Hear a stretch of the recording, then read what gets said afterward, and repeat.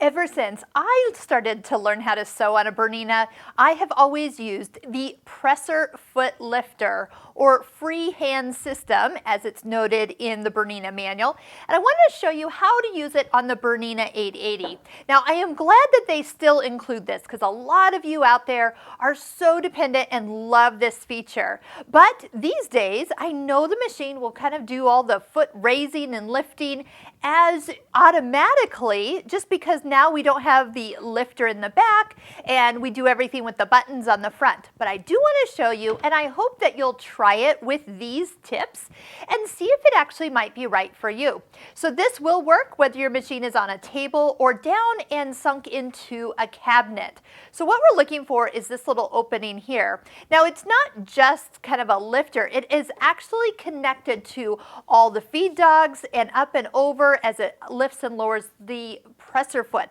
So it is actually a mechanism that runs throughout your entire machine. So you might as well at least know how to use it and see if it'll actually save you some time. So first off, as you slide it in, you are going to notice that it'll go in about a slight angle towards your knee, about 630. So just kind of give it a little wiggle until it slides all the way in. Next, move your chair so you're directly in front of the needle. That will probably position your right knee to be near that bar, and so you can lift and lower the presser foot. Now, here's the other trick. If you sew with your left foot, like most of us who are right-handed do, sewing with your right foot and trying to lift this with your knee could actually get a little awkward. It's going to all try to happen at the same time. The first thing I ever learned was, if I was going to use this, to actually sew with my left foot. The two operations, one on the left side of your body and the lifting with your knee, or the pushing to the side with your knee, on your right side of the body tends to keep things kind of separated. So let me show you what I'm talking about. How would I even use this in the first place?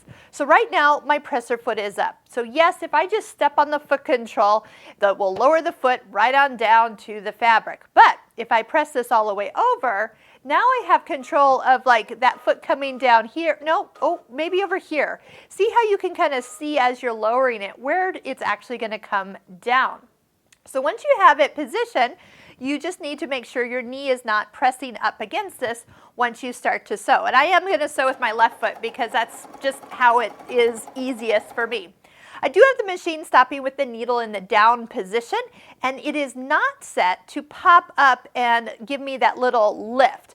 So only when I actually need to do any pivoting or letting the fabric kind of relax do I actually use the presser foot lifter. So I'm going to do it right now and kind of turn a corner. Notice that I only have to push it over just a little bit to get that foot to raise up.